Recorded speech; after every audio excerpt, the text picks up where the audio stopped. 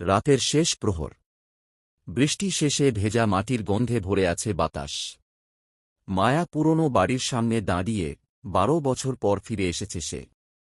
একটা সময় এখানে হাসি, প্রেম আর স্বপ্নে ভরা জীবন ছিল। আজ শুধু নিঃশব্দতা। ঘরে ঢুকে ধুলো ঝাড়তে গিয়ে টেবিলের নিচে পড়ে থাকা একটি কাঠের বাক্স পেল সে। বাক্সে একটি চিঠি আর পাশে একটি পুরনো পেন ড্রাইভ। চিঠিতে লেখা, যদি কখনো ফিরে আসো, সত্যিটা জানতে এই ভিডিওটা দেখো। মায়ার বুক ধড়ফড় করতে থাকে। সে ল্যাপটপে পেন ড্রাইভটি চালায়। স্ক্রিনে ভেসে ওঠে এক পরিচিত মুখ।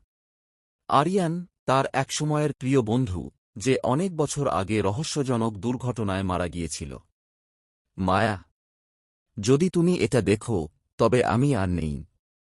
কিন্তু জানো, আমি তোমাকে কখনো দোষ দিইনি। যে রাতে তুমি চলে গেলে, আমার বিরুদ্ধে ষড়যন্ত্র হয়েছিল। আমি নির্দোষ ছিলাম।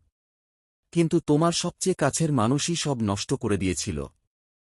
ভিডিও থেমে যায়। মায়ার চোখে জল চলে আসে। স্মৃতিগুলো ভেসে ওঠে। বৃষ্টিতে ভেজা কলেজ ক্যান্টিন, হাসির গল্প, সেই শেষ রাতের ঝগড়া। পরের দিন সকালে মায়া রনিতের বাড়িতে যায়। রনিত, সেই বন্ধু, যে বছরগুলো ধরে নির্দোষ মুখে পাশে ছিল। মায়া প্রশ্ন করে, রনিত, আরিয়ানের মৃত্যুর আসল কারণ কি ছিল? রনিতের মুখ শুকিয়ে যায়। কিছুক্ষণ চুপ থেকে বলে, আমি ওকে সরিয়ে দিতে চেয়েছিলাম। কারণ আমি তোমাকে ভালোবাসতাম। মায়া নিঃশব্দে চোখ বন্ধ করে।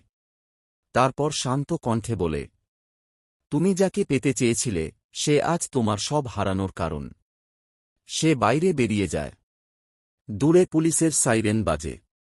শেষ দৃশ্যে মায়া বাড়িতে ফিরে এসে জানালার পাশে বসে চিঠিটা আবার পড়ে। আমি জানি একদিন তুমি সত্যিটা জানবে। তখন আমাকে ক্ষমা করে দিও। বাতাসে ফুলের পাপড়ি উড়ে আসে। মায়া চোখ তুলে বলে, আমি ক্ষমা করেছি, আরিয়ান। দূরের আকাশে সূর্য ওঠে। নতুন ভোর, নতুন শান্তি, আর এক শেষ চিঠির পূর্ণতা।